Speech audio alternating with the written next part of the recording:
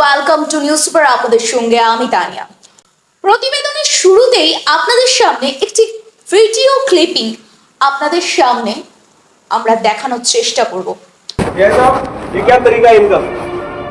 अंदर आ जाओ, धमकी दे रहे हैं मेरे को, ठोका भी नहीं करनी चाहते अंदर। ये तो नरेंद्र सिंह जी। दूसरी बात की वर्दी कहाँ है? क्वांटिटी हो गई, उनकी वर्दी नहीं है। तुम कौन होते हो? मैं नागरिक होने के नाते मेरे पास अधिकार है इनको पूछने का। क्वांटिटी हो गई इनके पास है ही नहीं, वर्दी नहीं है, और ऊपर से बयान नोट ले रहे हैं बिना वर्दी के। तेरा खोपड़ा खराब है क्या? तमीज से बात करो सर, पहले तो मैं तमीज 2 मिनट में सिखा दूंगा तेरे को। कैसे क्या सिखा दोगे? पहले तो आप तमीज से बात करो सर। तू पूछेगा वर्दी कौन पहनेगा नहीं पहले पूछेगा? तमीज से बात करो, तू तड़ाके से बात मत करो मेरे से। बेटा अंदर लो 100 मान करो। अरे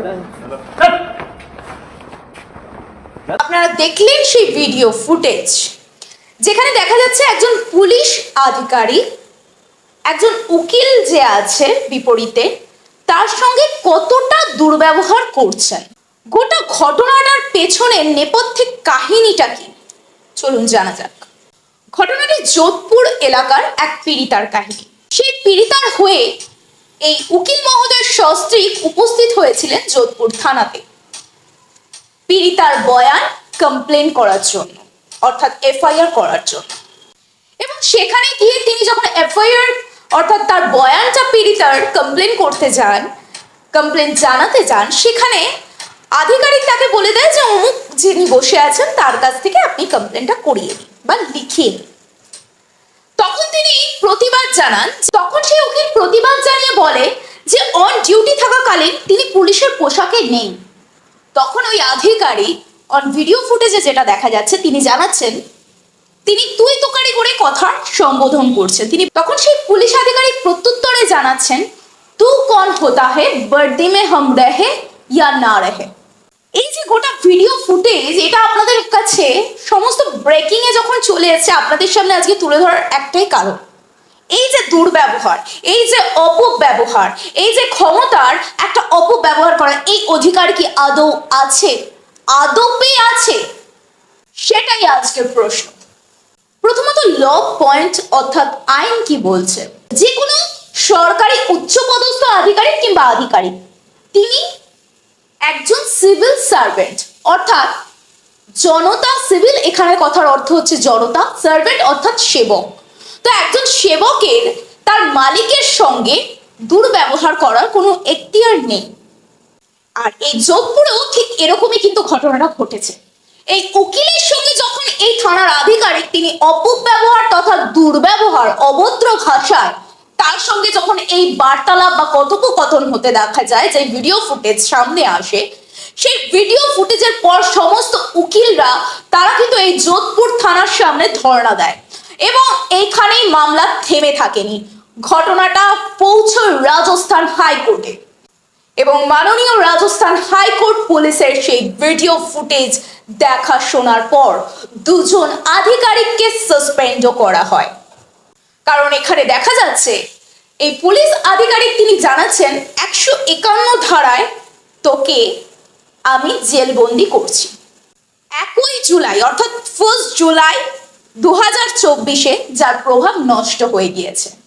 এই বিষয়ে পুলিশ কমিশনার ओम प्रकाश पासवान তিনি কি জানালেন দেখে নেব।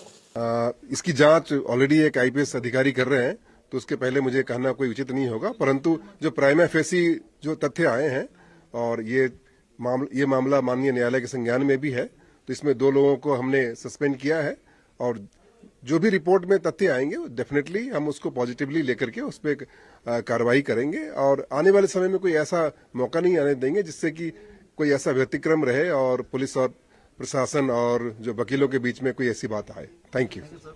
এই ঘটনার পরিপ্রেক্ষিতে এসএইচও হামির সিং এবং রিডার নরেন্দ্র দুজনকে সাসপেন্ড করা হয়েছে।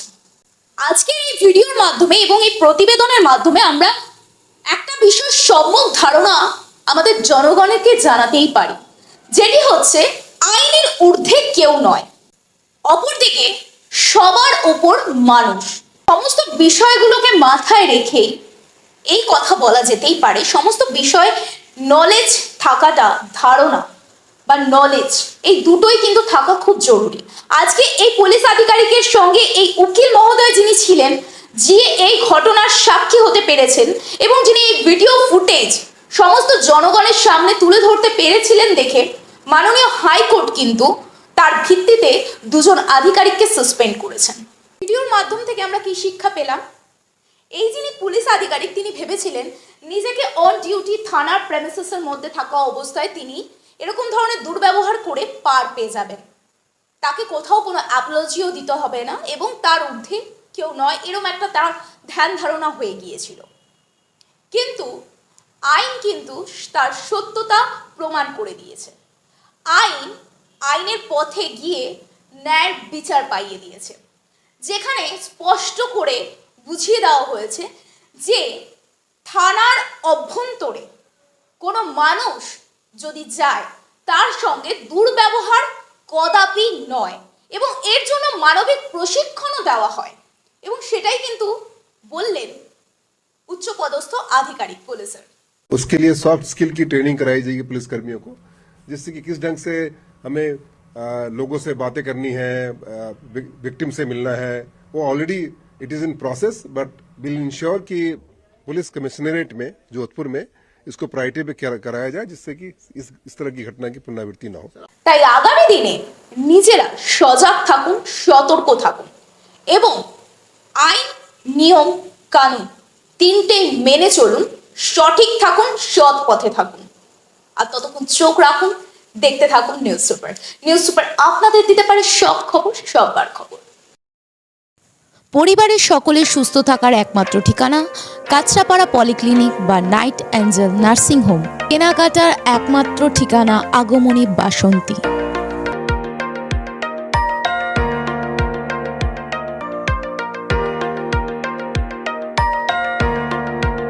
এখানে আমাদের সব থেকে মানে এখানে আশেপাশে দেখছি একটু খাবার একটু অসুবিধা হচ্ছিল, তো আমি দেখলাম কি এখানে একটা ছোট্ট একটা চায়ের দোকান করব। তারপরে চায়ের দোকান থেকে ভাবছি ছোট একটা ধাবা করে দিই। ছোট ধাবা থেকে দেখছি এবার একটু সাজিয়ে দিই। এই আস্তে আস্তে করতে করতে এইভাবে হয়ে যাবে আমি নিজেও ভাবতে পারিনি।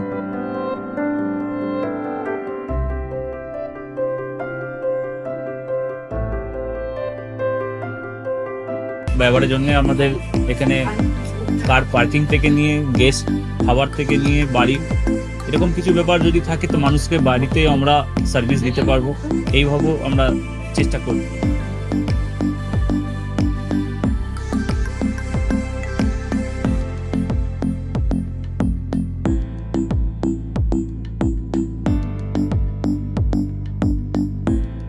একদম সাধারণ, বাইরে থেকে অনেক চিপ বেস্টের মধ্যে খাওয়াটা কোয়ালিটিটা সবসময় পাবেন। একবার আমি মানুষকে একবারই বলবো কি একবার আমাদের কাছে এসে একবার টেস্ট করে যাবেন। দুপুরবেলা থেকে আরম্ভ আমাদের খাওয়া, থালা, বেঙ্গলি থালা, চাইনিজ ফুড সবই আছে, একবার এসে টেস্ট করে যাবেন।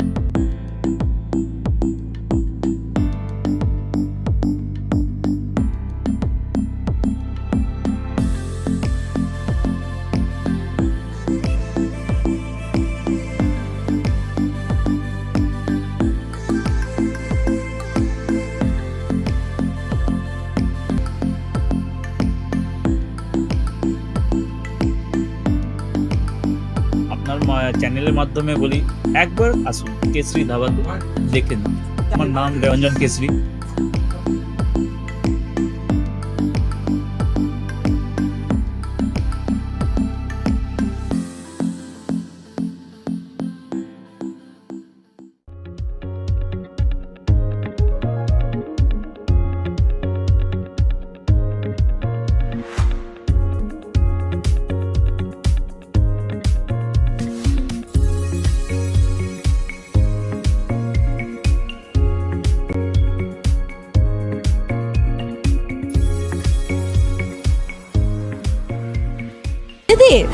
রান্নাঘরকে আরো অত্যাধুনিকভাবে সাজাতে সমস্ত কিছু পেতে চলে আসুন নৈহাটি গৌরীপুর চৌমাথা বাজার কেশরী লাইট হাউস।